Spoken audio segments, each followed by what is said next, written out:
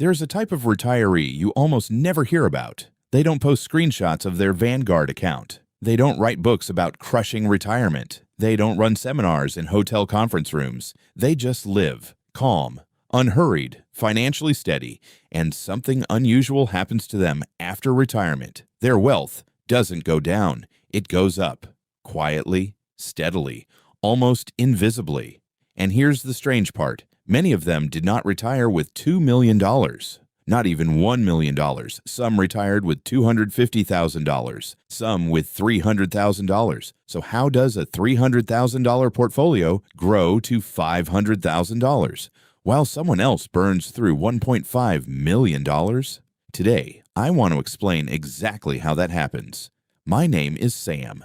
This is Sam Invests. And what I'm about to share might completely change how you think about retirement. Most people assume retirement success is locked in on the final day they clock out of work. The formula feels straightforward. Earn more, save aggressively, invest wisely, and retire with the biggest number possible. The larger the portfolio, the safer the future. And yes, having more capital absolutely increases your margin for error. But here's where the misunderstanding begins.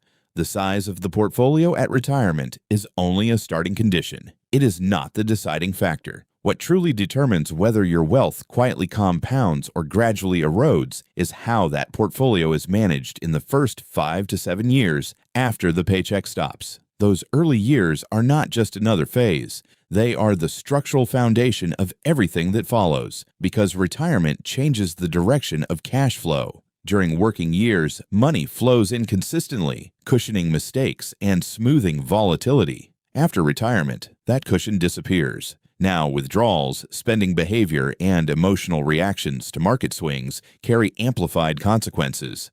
A $300,000 portfolio handled with discipline, modest withdrawals, and thoughtful allocation can grow steadily over a decade. Meanwhile, a $1 million portfolio treated like peak earning years, with rising lifestyle costs, large discretionary purchases, and reactive investment decisions can shrink faster than expected. The difference is not intelligence, education, or even luck. It is structure, the intentional design of spending and withdrawal behavior during the fragile early years of retirement. And once you understand that, the entire conversation about retirement shifts in a powerful way. There is a specific turning point in retirement that quietly changes the entire trajectory of someone's financial life. It has nothing to do with hitting a certain net worth milestone, and it rarely feels dramatic in the moment. It happens when essential living expenses consistently fall below the natural annual growth rate of the portfolio. When that structural gap opens, the math shifts in your favor. Retirement is no longer a slow depletion of assets.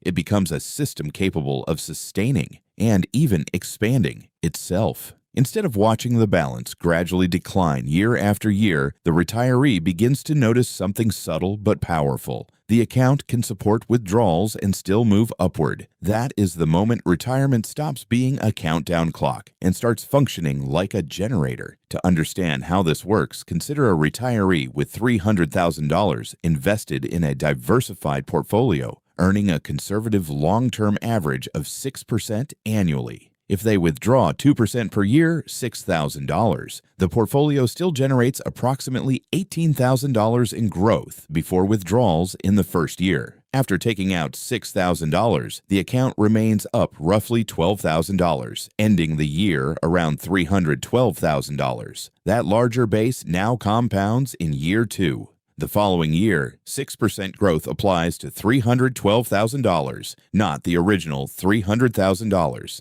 This is the key. Once withdrawals remain comfortably below returns, the portfolio compounds on an expanding base rather than a shrinking one. The growth may not feel dramatic in any single year, but it builds momentum quietly in the background. Extend that dynamic over a decade or more, and the results become surprisingly meaningful. Without contributing a single additional dollar, the original $300,000 can grow toward $500,000 or beyond, even while supporting consistent withdrawals. This outcome does not require market timing, extraordinary stock picking, or financial genius. It requires only one condition: maintaining enough space between spending and returns so that compounding can operate uninterrupted. That structural gap, once established and protected, becomes self-reinforcing. The larger portfolio produces larger returns, which further widen the gap, which strengthens financial stability. And compounding, when given room and time,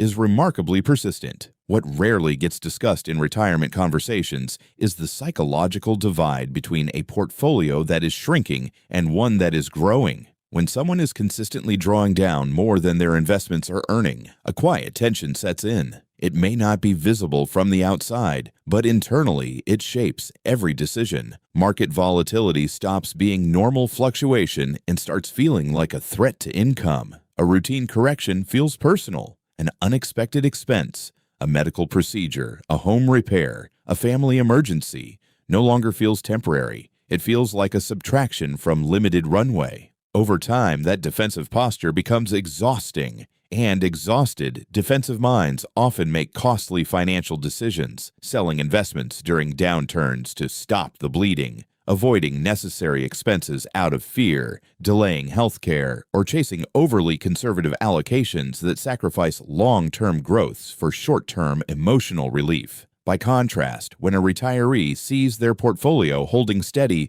or gradually increasing despite withdrawals, the internal environment changes dramatically. The same market fluctuation feels manageable. The same unexpected bill becomes absorbable rather than destabilizing. Decisions are made from steadiness rather than fear. You repair the roof because it needs repairing, not because you're calculating what asset must be liquidated. You help a grandchild with tuition without mentally subtracting years from your retirement horizon. Investment choices become thoughtful instead of reactive. Financial steadiness produces psychological steadiness, and that steadiness reduces the likelihood of emotional mistakes. In this way, growth does more than increase numbers on a statement. It creates a mindset that quietly protects and reinforces wealth over time. Here is the uncomfortable truth that most people only realize too late. The retirement that grows is not engineered after you stop working. It is constructed decades earlier, often quietly and without applause. The retirees whose portfolios continue expanding after age 65 typically did not rely on a last-minute financial strategy. They built a lifestyle architecture long before retirement arrived. Over 20 or 30 years, they gradually shaped their spending habits, expectations, and definitions of success. They learned, sometimes through experience rather than theory, that beyond a certain level of comfort, additional consumption added very little additional fulfillment. And instead of constantly upgrading their lifestyle as income increased, they allowed satisfaction to stabilize while income rose. That gap between earnings and needs became the seed of future freedom. During their working years, they made subtle but powerful adjustments. They cultivated hobbies that were meaningful but inexpensive. They built relationships rooted in shared values rather than shared spending. They resisted lifestyle inflation even when promotions and raises made it tempting.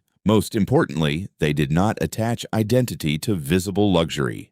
Their sense of self-worth did not depend on the size of the house, the brand of the car, or the status signal of their purchases. By the time retirement arrived, their spending needs were genuinely modest, not artificially restricted, not temporarily cut back, not performative for the sake of a goal. They had already become people who required less to feel content. That authenticity is the foundation that allows a portfolio to breathe and compound. The irony is that the greatest threat to this foundation often appears in the first 5 years of retirement. After decades of discipline, many retirees feel they have earned the right to relax their guard. The structure that once protected their financial life begins to loosen. And while enjoying retirement is absolutely valid, the danger lies in confusing freedom with permanent expansion. A $40,000 vehicle purchase is not just a one-time expense. At a 6% long-term return, that money could have generated $2,400 annually every year without additional effort.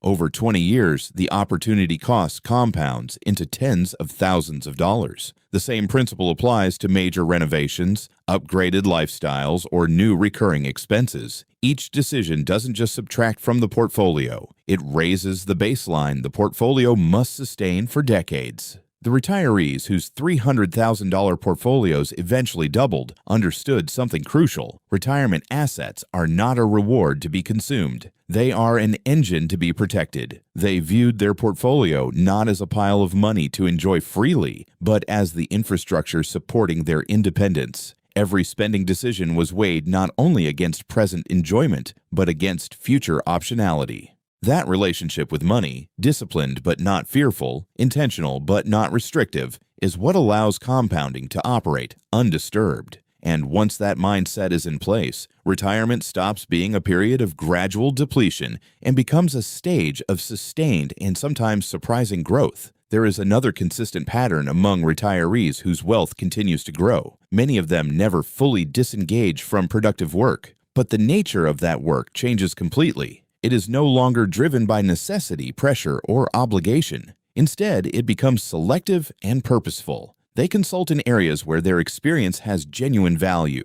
They mentor younger professionals. They teach part-time, sit on advisory boards, or take on project-based roles that keep them mentally active. The critical distinction is that they are choosing engagement, not chasing income. And because the work is voluntary, they control the pace, the scope, and the stress level. It adds structure and meaning to their days without recreating the demands of a full-time career. What makes this so powerful is the financial leverage it creates. Even a modest $12,000 to $15,000 per year in part-time income can dramatically reduce how much must be withdrawn from investments. For someone withdrawing $20,000 annually, earning $15,000 reduces portfolio withdrawals to just $5,000. In some cases, it eliminates withdrawals altogether. That shift may appear small on paper, but over a decade, it compounds significantly. Instead of drawing down principal, the retiree allows the portfolio to grow almost untouched. Market returns stack on top of a stable base, uninterrupted by heavy distributions. The structural gap widens further, strengthening both the financial and psychological position of the retiree. But the benefit is not purely mathematical. There is also a parallel compounding effect in identity and relevance. Work chosen freely reinforces a sense of usefulness and contribution. Skills remain sharp.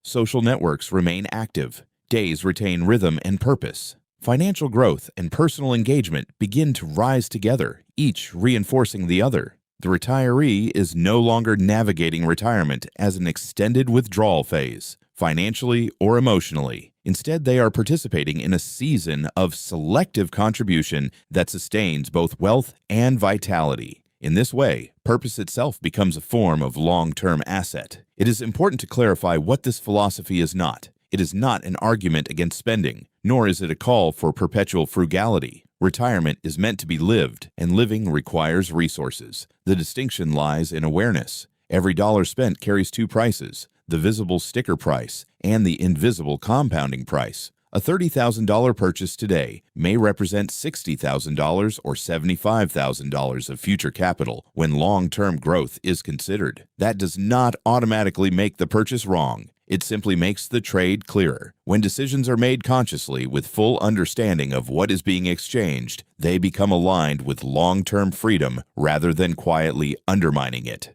And clarity, more than restriction, is what ultimately protects independence. The retirees who saw their portfolios grow from $300,000 to $500,000 or more did not achieve it through extraordinary intelligence, perfect market timing, or access to secret investment strategies. They simply arrived at retirement as individuals whose spending needs were intentionally low enough to give compounding space to operate. They understood that wealth does not expand under pressure. It expands when protected, so they protected that space. They resisted unnecessary expansion in the early years, kept withdrawals modest, and allowed time and mathematics to work quietly in their favor. Then one ordinary morning, not during a bull market headline, not during a dramatic financial milestone, they logged into their account and noticed something subtle but powerful. The balance was higher than the day they retired, not explosively higher, not life-changing overnight, just measurably, undeniably higher, and that quiet realization shifts something profound internally. Retirement stops feeling like a slow descent